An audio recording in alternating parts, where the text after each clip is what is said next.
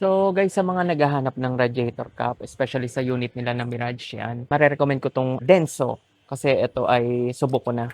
Nag-overheat yung aking makina, nag-blink yung PRBNB. So indication yon na nag-o-overheat nga yung ano mo, makina mo.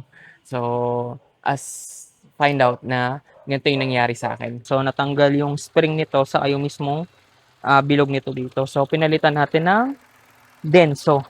So yan, Japan brand. So secure na tayo diyan. I don't know kung anong brand 'to kasi second hand ko nakuha yung unit ko. So tumagal 'to sa akin ng 2 years to 3 years ata.